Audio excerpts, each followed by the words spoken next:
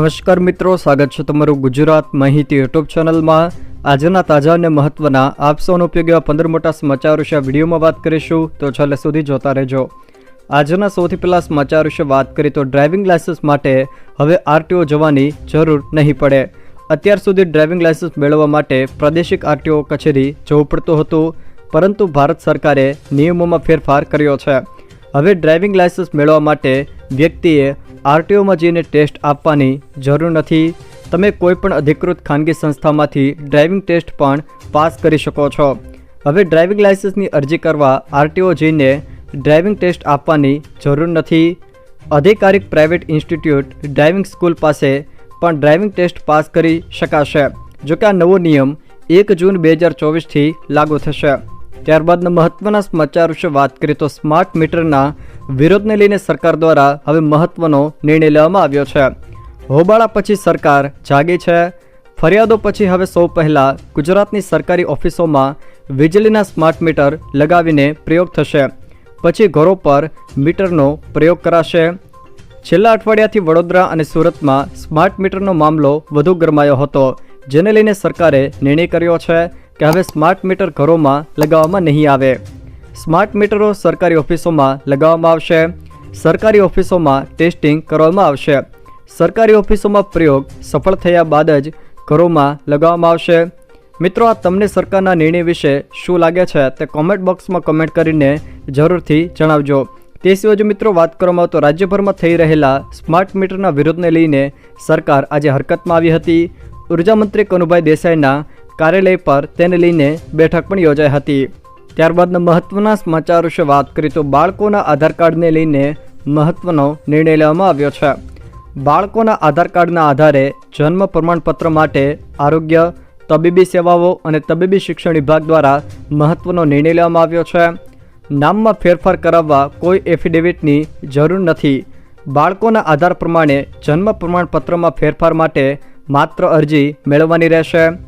આરોગ્ય, તબીબી સેવાઓ અને તબીબી શિક્ષણ વિભાગ દ્વારા આ નિર્ણય લેવામાં આવ્યો છે। જોકે જન્મ પ્રમાણપત્રમાં નામ દર્શાવવા બાબતે વિગતો સાથે પરિપત્ર કરાયો છે। ત્યારબાદના મહત્વના સમાચાર વિશે વાત કરીએ તો શું કોરોનાની નવી લહેર આવશે? કોરોનાએ ફરી રફતાર પકડી છે। સિંગાપોર બાદ હવે ભારતમાં પણ કોરોના વાયરસ KP.1 અને KP.2ના નવા કેસ સામે આવ્યા છે। દેશના વિવિધ રાજ્યોમાં 300થી વધુ કેસ નોંધાયા છે। જોકે ભારતમાં કુલ 290 લોકો KP.2 અને KP.1થી સંક્રમિત થયા હોવાની પુષ્ટિ થઈ છે। ગુજરાતમાં KP.2ના 23 કેસ અને KP.1ના 2 કેસ નોંધાયા છે। ત્યારબાદના મહત્વના સમાચાર વિશે વાત કરીએ તો અંબાલાલ પટેલ દ્વારા આવનારા ચોમાસું તેમજ વાવાઝોડાને લઈને મહત્વની આગાહી કરવામાં આવી છે। અંબાલાલ પટેલે આગાહી કરતાં જણાવ્યું છે કે આંધી વંટોળ સાથે તેમજ ગાજવીજ સાથે વરસાદ વરસવાની શક્યતા છે। આવનારી તારીખ 7થી લઈને 14 જૂન સુધીમાં ચોમાસું બેસી શકે। આ વર્ષે ચોમાસું વહેલું આવી શકે। તારીખ 24થી લઈને 26 મે સુધી ભયંકર વાવાઝોડાની પણ આગાહી કરી છે। 120 કિલોમીટરની પ્રતિ કલાકની ઝડપે પવન પણ ફૂંકાઈ શકે। જોકે અરબી સમુદ્રમાં પણ ભયંકર ચક્રવાત સર્જાવાની શક્યતા તેઓએ અત્યારથી જ વ્યક્ત કરી છે। તારીખ 26થી 4 જૂન વચ્ચે રોહિણી નક્ષત્રમાં વરસાદ થવાની શક્યતા રહેશે। ગરમીમાં ક્રમશઃ ઘટાડો થવાની શક્યતા રહેશે। ક્યારેક ગરમી 42 ડિગ્રી સેલ્સિયસથી 41 ડિગ્રી સેલ્સિયસ અને કેટલાક ભાગમાં 40 ડિગ્રી સેલ્સિયસ પણ નીચું લેવાની શક્યતા રહેશે। 26 મે સુધી બંગાળ ઉપસાગરમાં ચક્રવાત સર્જવાની શક્યતા રહેશે અને દક્ષિણ પૂર્વ તટ ઉપર ભારે વરસાદ થશે। પશ્ચિમ બંગાળમાં પણ ભારે વરસાદ થવાની શક્યતા રહેશે। વાવાઝોડાની અસર મ્યાનમાર કે બાંગ્લાદેશ તરફ થવાની શક્યતા રહેશે।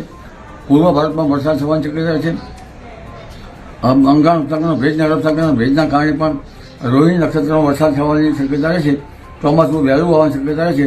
તારીખ 7થી 14માં ચોમાસું આવી પહોંચવાની શક્યતા રહે।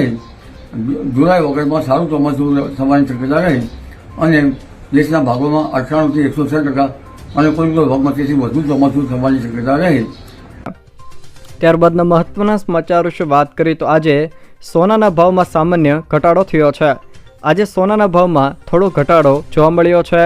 સતત વધારા બાદ આજે સામાન્ય ઘટાડો થયો છે। National Indian Boolean and jewellers association અનુસાર 24 કેરેટ સોનાના 10 ગ્રામના ભાવમાં 500 રૂપિયાનો ઘટાડો થયો। જોકે દિલ્હીમાં 24 કેરેટ સોનાનો ભાવ ₹650 થયો છે। ત્યારબાદના મહત્વના સમાચાર વિશે વાત કરીએ તો બળતામાં ઘી હોમાયું। વડોદરામાં સ્માર્ટ મીટર ગ્રાહકને 9.24 લાખના બિલનો મેસેજ આવ્યો।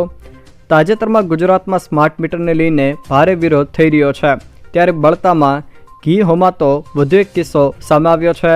અહીં વડોદરાના ગોરવામાં મૃત્યુંજય ઘર નામની વ્યક્તિને વીજ કંપની દ્વારા 9.24 લાખ રૂપિયા બાકી લેણા તરીકેનો મેસેજ મોકલતા તે ચોંકી ગયો છે। મેસેજમાં લખ્યું છે કે મીટર ઇન્સ્ટોલ થઈ ગયું છે અને તમારી આઉટસ્ટેન્ડિંગ એમાઉન્ટ 9,24,256 રૂપિયા છે। તમારે દર મહિને 5,134 રૂપિયા ચૂકવવા પડશે। જોકે મેસેજ વાંચતા જ મૃત્યુંજયના પગ નીચેથી જમીન સરકી ગઈ અને તેણે તાત્કાલિક આ મામલે MGVCLને ફરિયાદ કરી। મૃત્યુંજય કહે છે કે અત્યાર સુધી જૂના અમારે સરેરાશ 2,000 રૂપિયા જેટલું બિલ આવતું હતું। અને મિત્રો, આ બળતામાં ઘી હોમાયું કહેવાય। સ્માર્ટ મીટરના વિરોધ વચ્ચે આ તો બહુ ભારે કરી કહેવાય। ત્યારબાદના મહત્વના સમાચાર વિશે વાત કરીએ તો ગરમીને લઈને હવામાન ખાતા દ્વારા રેડ એલર્ટ આપવામાં આવ્યું છે। હજુ પણ આકરી ગરમી પડશે। ગત 24 કલાકની જો વાત કરીએ તો સુરેન્દ્રનગરમાં સૌથી વધુ 45.4 ડિગ્રી તાપમાન નોંધાયું છે। તે સિવાય જો મિત્રો વાત કરવામાં આવે તો ખાસ કરીને ઉત્તર ગુજરાત, મધ્ય ગુજરાત, સૌરાષ્ટ્ર અને કચ્છના કેટલાક ભાગો તેમજ દક્ષિણ ગુજરાતના ભાગોમાં પણ લૂની એટલે કે ઉષ્ણ લહેરની ચેતવણી આપવામાં આવી છે। આગામી 5 દિવસ હીટ વેવની હવામાન ખાતા દ્વારા આગાહી કરવામાં આવી છે। સૌરાષ્ટ્ર કચ્છમાં 3 દિવસ હીટ વેવ રહેશે। સુરત અને વલસાડમાં 40 ડિગ્રી ગરમી પડશે। અમદાવાદ અને ગાંધીનગરમાં 45 ડિગ્રી જેટલું તાપમાન રહેશે। જોકે વરસાદને લઈને હાલ કોઈ સિસ્ટમ સક્રિય નથી તેવું પણ હવામાન ખાતા દ્વારા જણાવવામાં આવ્યું છે। જ્યારે અમદાવાદ, ગાંધીનગર, આણંદ, બનાસકાંઠા, સાબરકાંઠા, પાટણ, મહેસાણા, જ્યારે સુરતના કેટલાક વિસ્તારો તેમજ સૌરાષ્ટ્રના કેટલાક વિસ્તારોમાં પણ હીટ વેવ એટલે કે ઉષ્ણ લહેરની ચેતવણી આપવામાં આવી છે। ત્યારબાદના મહત્વના સમાચાર વિશે વાત કરીએ તો ભાજપના ધારાસભ્યોથી મોવડી મંડળ નારાજ। લોકસભા ચૂંટણી બાદ ભાજપનો આંતરિક ડખો હજુ શાંત નથી થયો। ત્યાં ભાજપના ધારાસભ્યો પત્ર લખીને સરકારી સિસ્ટમ સામે સવાલ ઉઠાવી રહ્યા છે, જેને કારણે પ્રદેશનું મોવડી મંડળ નારાજ છે। તેમણે ધારાસભ્યોને સૂચના આપી છે કે સોશિયલ મીડિયામાં વાયરલ ના થાય તે રીતે રજૂઆત કરો। કુમાર કાનાણી, સંજયસિંહ મહિડા અને હવે કરશન સોલંકીએ પત્ર લખીને સરકારી તંત્ર સામે બાયો ચડાવી છે। ત્યારબાદના મહત્વના સમાચાર વિશે વાત કરીએ તો બંગાળની ખાડીમાં ચક્રવાત સર્જાવા જઈ રહ્યું છે। વાવાઝોડાની સંભાવના વધુ પ્રબળ બની છે। બંગાળની ખાડીમાં લો પ્રેશર સર્જાયું છે। 24 મે ડિપ્રેશન સર્જાવાની સંભાવના છે। જોકે ડિપ્રેશન બન્યા બાદ પણ સિસ્ટમ વધુ મજબૂત બનશે। હવામાન વિભાગે વ્યક્ત કર્યું છે કે વાવાઝોડાની આ અસર મહારાષ્ટ્ર અને ગુજરાતમાં પણ થોડી ઘણી થઈ શકે છે, જેમાં હવામાન ખાતું કહી રહ્યું છે કે આગામી 28મી મેના રોજ ગુજરાતમાં નોંધપાત્ર વરસાદ થવાની પણ સંભાવના છે। હવામાન ખાતા દ્વારા જણાવવામાં આવ્યું છે કે દક્ષિણ પશ્ચિમ અને અડીને આવેલા પશ્ચિમ મધ્ય બંગાળની ખાડી પર નીચા દબાણનો વિસ્તાર રચાયો છે, એટલે કે લો પ્રેશર સર્જાયું છે અને તે જ પ્રદેશ પર આજની તારીખના રોજ તે યથાવત રહ્યો હતો।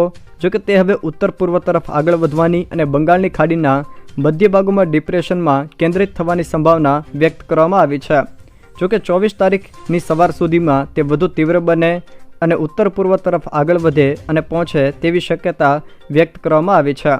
ત્યારબાદના મહત્વના સમાચાર વિશે વાત કરીએ તો ગુજરાતમાં કોંગ્રેસ 10 બેઠક જીતે છે તેવો કોંગ્રેસના નેતા દ્વારા દાવો કરવામાં આવી રહ્યો છે। એક તરફ ભાજપ ગુજરાતની 25માંથી 25 બેઠક જીતવાનો દાવો કરી રહ્યો છે, તો બીજી તરફ કોંગ્રેસના એક મોટા નેતાએ 10 બેઠક જીતવાનો પણ દાવો કર્યો છે। કોંગ્રેસના વરિષ્ઠ નેતા અને ગુજરાતના પ્રભારી મુકુલ વાસનિકે અમદાવાદમાં પત્રકારો સાથે વાત કરતા રાજ્યમાં 10થી વધારે બેઠકો જીતવાનો દાવો કર્યો છે। તેમણે કહ્યું કે પ્રજામાં ભાજપ પ્રત્યે ભારે રોષ છે। પરિણામોમાં લોકોનો ગુસ્સો પ્રતિબિંબિત થશે।